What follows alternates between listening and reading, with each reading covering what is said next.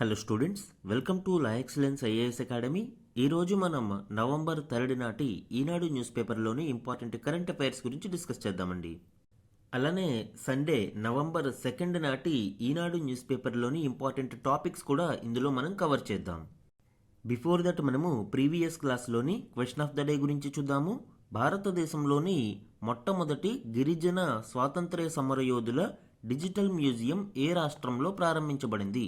Last క్లాస్లో మనము ఈ ఇండియా యొక్క ఫస్ట్ డిజిటల్ ట్రైబల్ మ్యూజియం గురించి డిస్కస్ చేయడం జరిగింది. ఆ కంటెక్స్ట్లో ఈ క్వశ్చన్ని ఫ్రేమ్ చేశాను. 4 ఆప్షన్స్ని ఇక్కడ ఇచ్చాను అండి. కరెక్ట్ ఆప్షన్ని చూద్దాం. ఇండియా యొక్క మొట్టమొదటి గిరిజన స్వాతంత్ర్య సమరయోధుల డిజిటల్ మ్యూజియం పేరు ఏంటి? Shahid Veernarayan Singh memorial and tribal freedom fighters museum. ఇది ఛత్తీస్గఢ్లోని రాయ్పూర్లో ప్రారంభించబడింది. సో మన ఆన్సర్ ఏమవుతుంది అండి? బి, ఛత్తీస్గఢ్ అనేది ఇక్కడ కరెక్ట్ ఆప్షన్. అండ్ ఈ మ్యూజియం గురించి లాస్ట్ క్లాస్లో డీటెయిల్గా డిస్కస్ చేసాము. ఇంకొకసారి ఇందులోని ఇంపార్టెంట్ పాయింట్స్ చూద్దాం. ఇందులో మొత్తంగా 16 థీమాటిక్ గ్యాలరీస్ని ఏర్పాటు చేయడం జరిగింది. ముఖ్యంగా ఛత్తీస్గఢ్ రాష్ట్రంలో బ్రిటిష్ వారికి వ్యతిరేకంగా జరిగిన గిరిజన తిరుగుబాట్ల గురించి ఇక్కడ మనం చూడవచ్చు. ముఖ్యంగా హాల్పా, సర్గూజా, తార్పూజా, తారాపూర్, భూమ్కాల్ ఇట్లాంటి రివోల్ట్స్ గురించి మొత్తంగా 16 థీమాటిక్ గ్యాలరీస్ని ఇందులో ఏర్పాటు చేశారు. అండ్ ఇందులో గిరిజనులకు ఆరాధ్యులైన బిర్సా ముండా మరియు రాణి గైడిన్లియూ వంటి వారి విగ్రహాలను కూడా ఏర్పాటు చేయడం జరిగింది. అండ్ ఈ డిజిటల్ మ్యూజియం బైలింగ్వల్ ఎక్స్పీరియన్స్ని ఇస్తుంది. హిందీ మరియు ఇంగ్లీష్ భాషలలో ఇక్కడ సమాచారం మనకి లభిస్తుంది.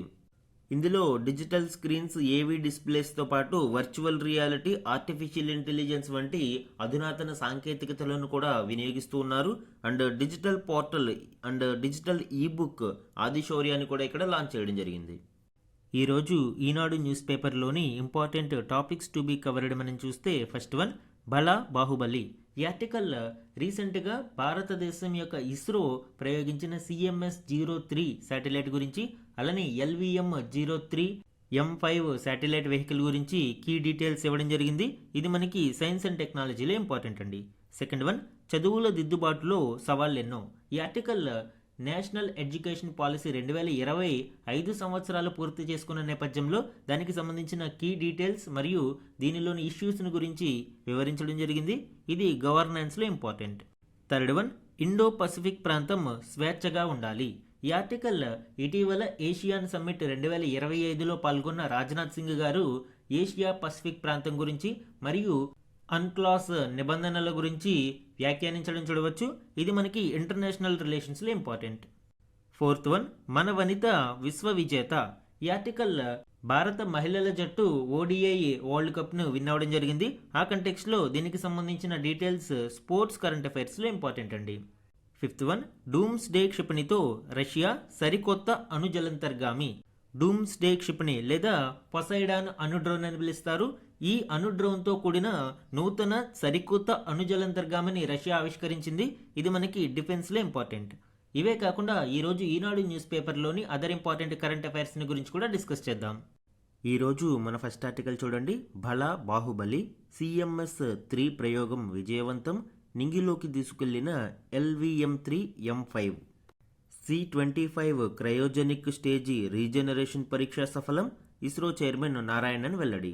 ఈ ఆర్టికల్ ఇటీవల ఇస్రో నిర్వహించిన CMS-3 మిషన్ సక్సెస్ గురించి వివరించడం జరుగుతుంది. ఇందులోని ఇంపార్టెంట్ డీటెయిల్స్ ఇప్పుడు చూద్దాం. భారత అంతరిక్ష పరిశోధనా సంస్థ చేపట్టిన CMS-3 ఉపగ్రహ ప్రయోగం విజయవంతమైంది. బాహుబలి రాకెట్గా పేరొందిన LVM-M5 వాహన నౌక ద్వారా ఇది నిర్దేశిత కక్షలోకి ప్రవేశించింది. ఇక్కడ launch vehicle name LVM-3 M5. ఇది exam point of view important. అలానే ఈ కమ్యూనికేషన్ శాటిలైట్ యొక్క నేమ్ CMS-03. ఈ ప్రయోగాన్ని నిన్న అంటే ఆదివారం నిర్వహించడం జరిగింది. 16 నిమిషాల 29 సెకండ్ల పాటు పయనించి 5:42 గంటలకు ఉపగ్రహాన్ని జియో సింక్రోనస్ ట్రాన్స్ఫర్ ఆర్బిట్లోకి విజయవంతంగా ప్రవేశపెట్టింది. ఇది ఇస్రో నుంచి 103వ ప్రయోగం.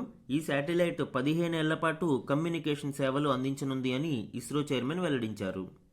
సో మనకి అర్థం అవ్వాల్సింది ఏంటి, ఇది ఒక కమ్యూనికేషన్ శాటిలైట్, అందుకే దీనిని జియో సింక్రోనస్ ట్రాన్స్ఫర్ ఆర్బిట్లో ప్లేస్ చేయడం జరిగింది. దెన్ డిఫరెంట్ ప్రాసెస్ ద్వారా దానిని జియో స్టేషనరీ ఆర్బిట్లోకి ప్రవేశపెడతారు. అయితే ఈ CMS-03ని జియో సింక్రోనస్ ట్రాన్స్ఫర్ ఆర్బిట్లోకి ఎందుకు ప్రవేశపెట్టారు? ఇది ఒక కమ్యూనికేషన్ శాటిలైట్. కమ్యూనికేషన్ శాటిలైట్స్ని ఎప్పుడూ కూడా మనము జియో స్టేషనరీ ఆర్బిట్లోకి ప్లేస్ చేయడానికి ప్రయోగం చేస్తాము. ఎందుకు?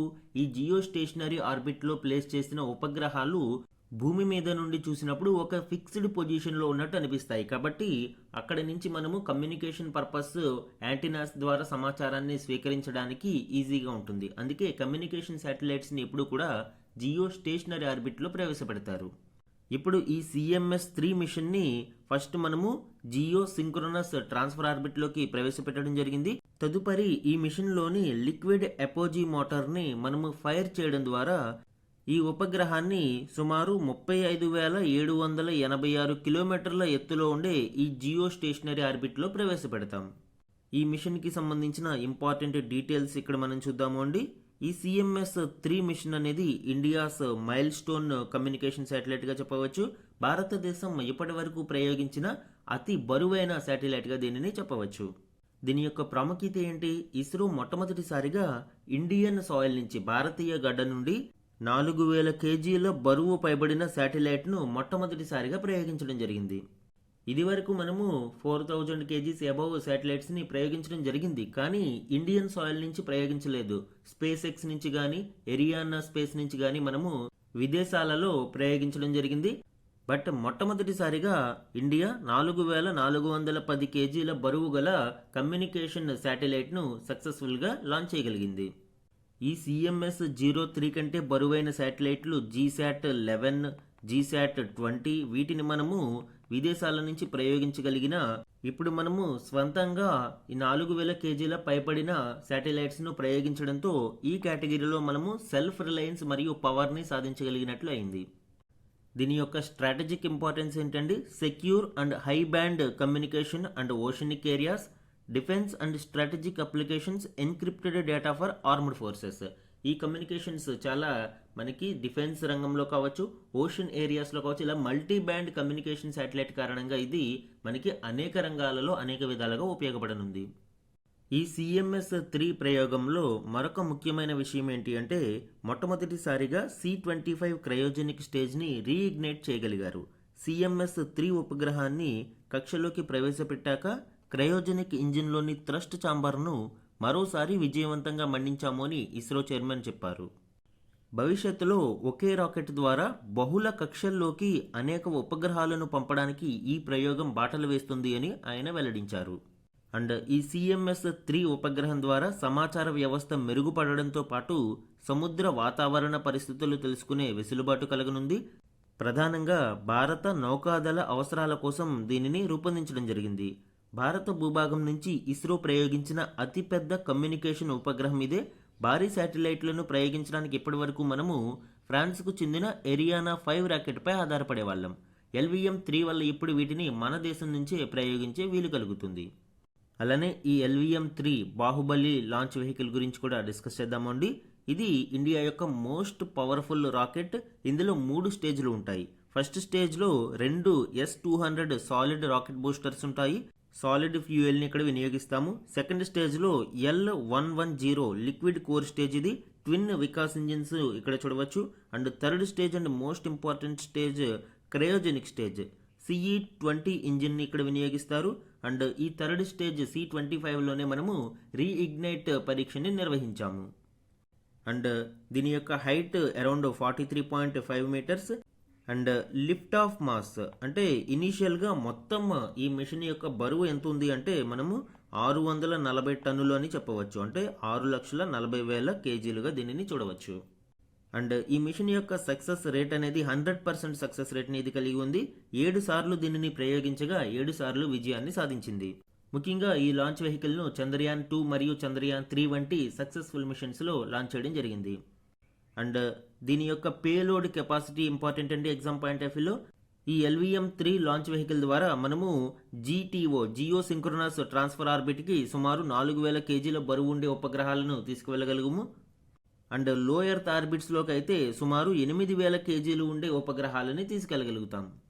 అండ్ దీని యొక్క స్ట్రాటజిక్ సిగ్నిఫికెన్స్ ఏంటి, ఈ కమ్యూనికేషన్ శాటిలైట్స్ని అండ్ హెవీ వెయిట్ శాటిలైట్స్ని భారతదేశం ఇప్పుడు స్వంతంగా ప్రవేశపెట్టగలుగుతుంది, ఇండిజినస్ క్యాపబిలిటీని కలిగి ఉంది.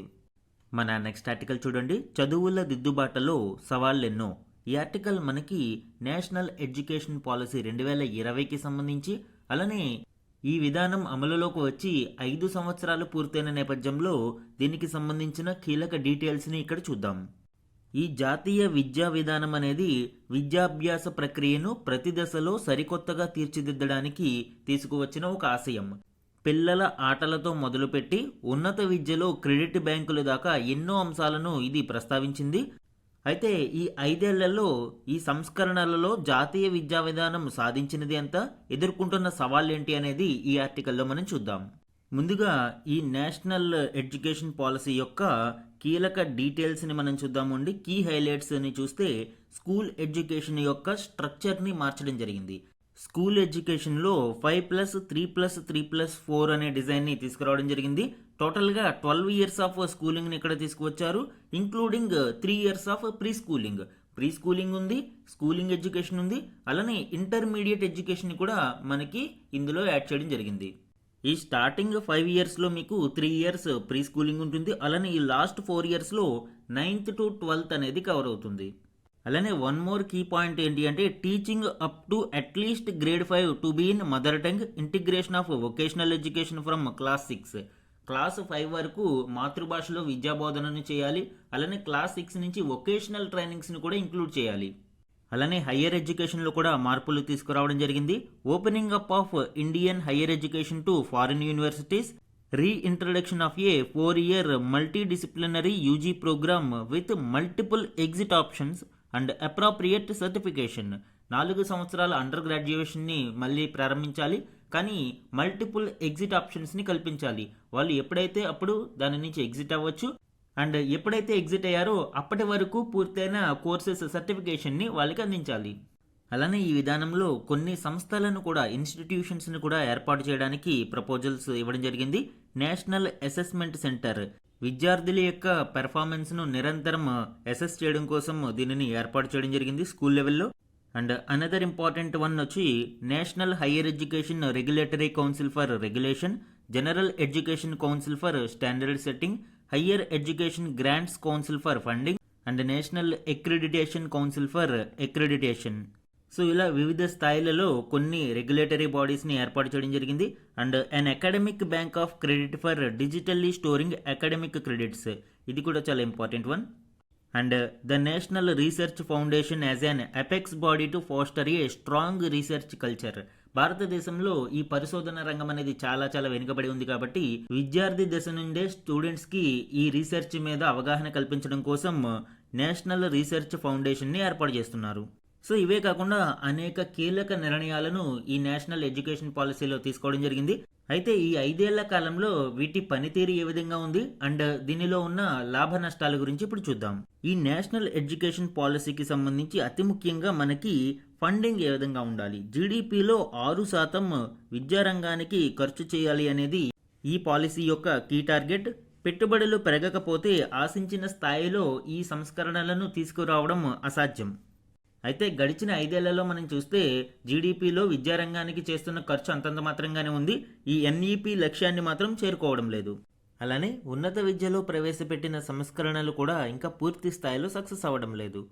మల్టిపుల్ ఎంట్రీ ఎగ్జిట్ సిస్టమ్ కావచ్చు, academic bank of credits, digital ఐడీలు, 4 ఏళ్ల డిగ్రీలు వంటి సంస్కరణలను ప్రవేశపెట్టారు.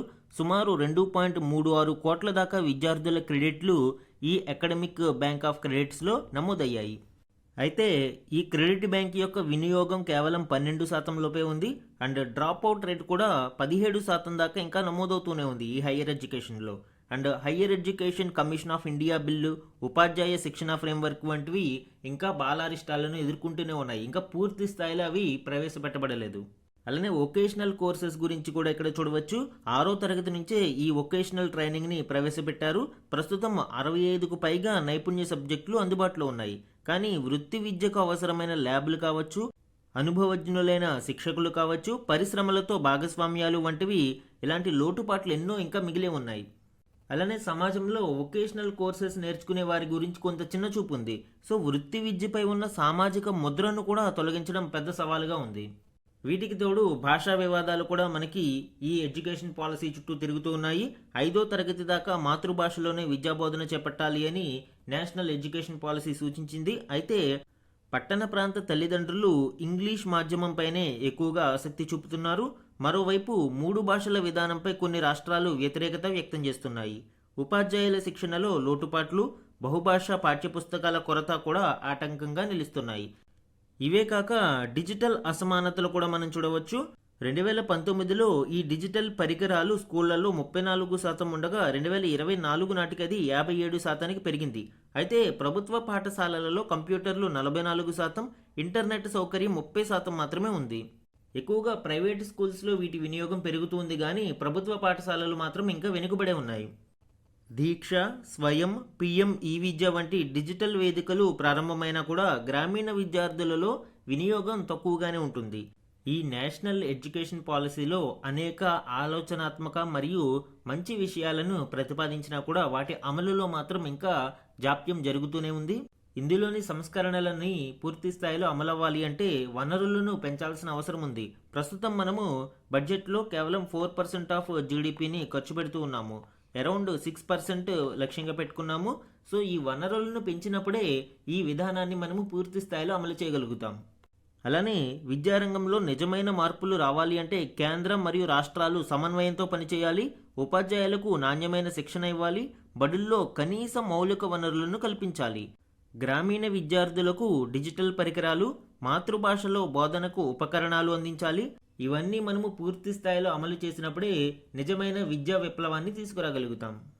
సో దీనికి నేషనల్ ఎడ్యుకేషన్ పాలసీని సమన్వయంతో అన్ని కేంద్ర రాష్ట్ర ప్రభుత్వాలు అమలు చేయాల్సి ఉంటుంది.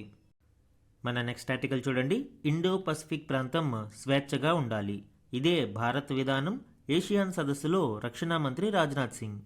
ఈ ఆర్టికల్ మనకి ఏషియాన్ సమ్మిట్ 2025కి సంబంధించిన ఇంపార్టెంట్ డీటెయిల్స్, అలానే ఈ సమావేశంలో పాల్గొన్న భారత రక్షణ మంత్రి గారి యొక్క కీలక వ్యాఖ్యల గురించి డిస్కస్ చేయడం జరిగింది. ఇందులోని ఇంపార్టెంట్ పాయింట్స్ ఇప్పుడు చూద్దాం. స్వేచ్ఛగా అందరినీ కలుపుకుంటూ ఎలాంటి ఒత్తిడి, బెదిరింపులకు లోను కాకుండా ఇండో పసిఫిక్ ప్రాంతం ఉండాలి అని భారత్ కోరుకుంటుంది అని ఏషియాన్ రక్షణ మంత్రుల సదస్సులో రక్షణ మంత్రి రాజ్నాథ్ సింగ్ గారు పేర్కొన్నారు. ఈ ప్రాంతాన్నే మనము ఇండో పసిఫిక్ ప్రాంతం అని పిలుస్తాము.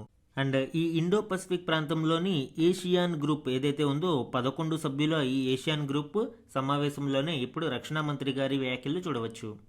అయితే ఈ ప్రాంతంలో ఇటీవల సైనిక పరంగా చైనా దూకుడు వైఖరిపై అంతర్జాతీయంగా ఆందోళనలు వ్యక్తమవుతున్న నేపథ్యంలో రాజ్నాథ్ గారు ఈ వ్యాఖ్యలు చేయడం చూడవచ్చు. ప్రెజెంట్ ఏషియన్ సమ్మిట్ మలేషియా రాజధాని కౌలాలంపూర్లో జరుగుతుంది. ఈ సదస్సులో మాట్లాడుతూ ఈ ప్రాంతంలో ప్రతి దేశం సార్వభౌమత్వానికి సామూహిక భద్రతా విధానం కీలకమని సూచించారు.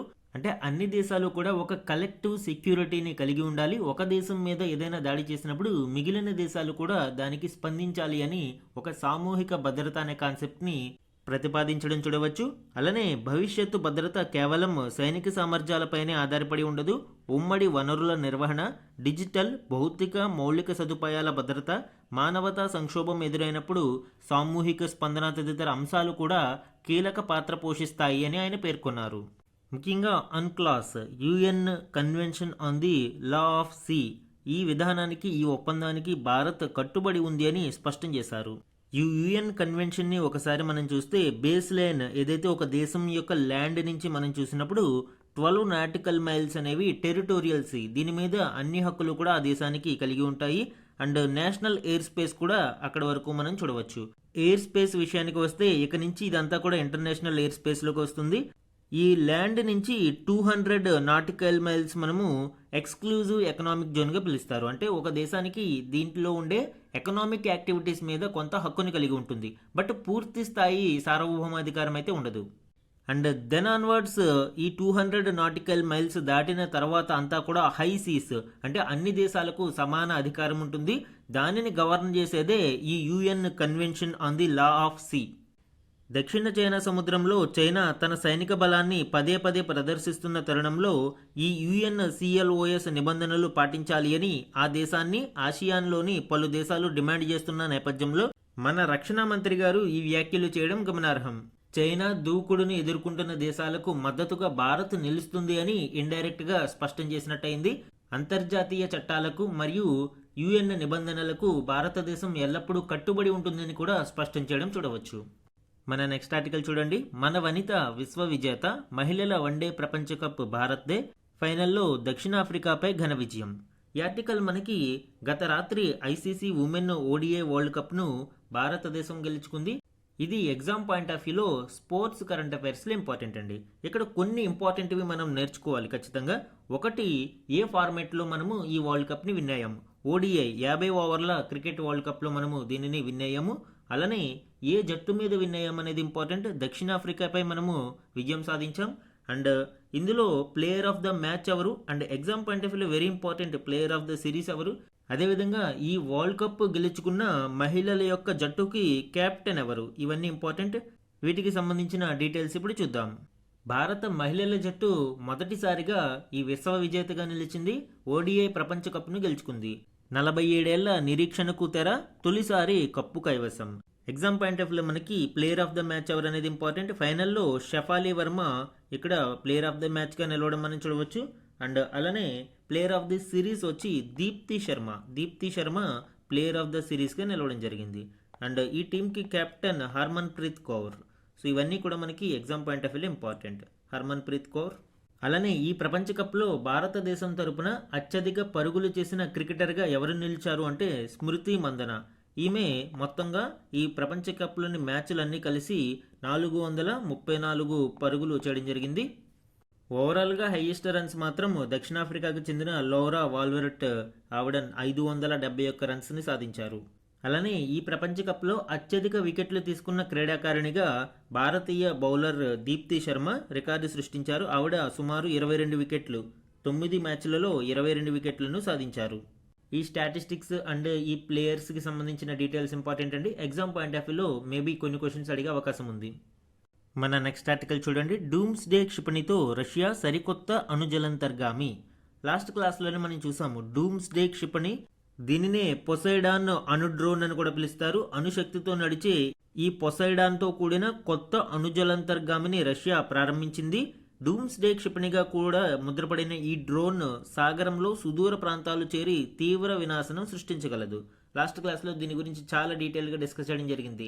ఎన్ని కిలోమీటర్ల దూరమైన ఇది ప్రయాణించగలుగుతుంది, ఎంతసేపు అయినా ఇది వెయిట్ చేసి శత్రు టార్గెట్లను ధ్వంసం చేయగలుగుతుంది. ఇప్పుడు ఇలాంటి ఈ పొసైడాన్ అణు డ్రోన్ను ఒక కొత్త జలంతర్గామి వాహన నౌకగా ఉపయోగపడనుంది. దాని పేరే ఖబరోవ్స్కో.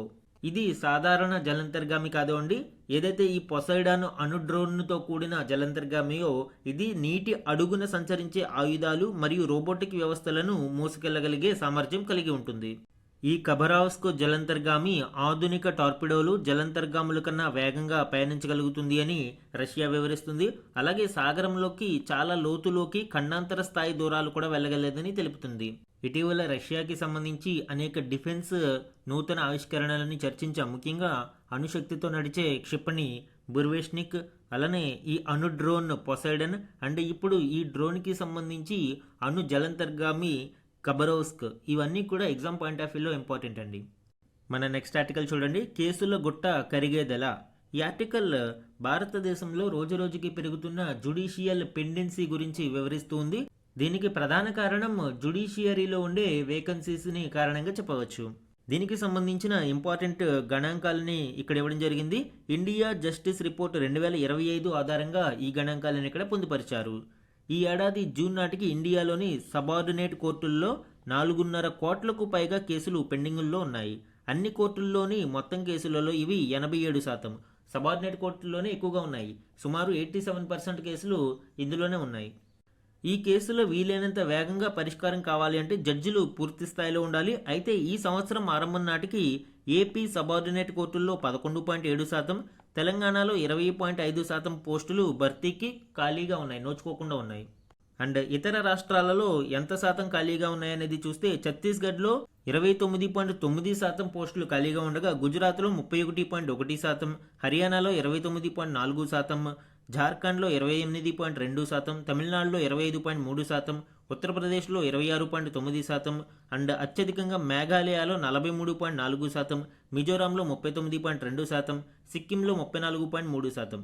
ఈ విధంగా వివిధ రాష్ట్రాలలో ఈ జ్యుడిషియల్ వేకెన్సీస్ యొక్క పర్సంటేజ్ని మనం ఇక్కడ చూడవచ్చు. ఇవి అన్నీ కూడా మనము తగిన టైంలో ఫుల్ఫిల్ చేయగలిగినప్పుడు మాత్రమే ఈ పెండెన్సీని కొంతలో కొంత తగ్గించడానికి ఆస్కారం ఉంటుంది. ఈరోజు మన క్వశ్చన్ ఆఫ్ ద డే గురించి చూడండి. CMS-03 ఉపగ్రహంకు సంబంధించి ఈ క్రింది ప్రకటనలను పరిగణించండి. ఈరోజు క్లాస్లో మనము ఈ CMS-03 శాటిలైట్ గురించి డిస్కస్ చేయడం జరిగింది. ఇటీవల భారతదేశం దీనిని సక్సెస్ఫుల్గా ప్రయోగించింది.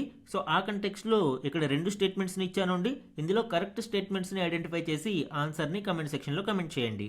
ఇది ఈరోజు ఈనాడు న్యూస్ పేపర్లోని ఇంపార్టెంట్ కరెంట్ అఫైర్స్ మీద daily analysis. Thank you for watching.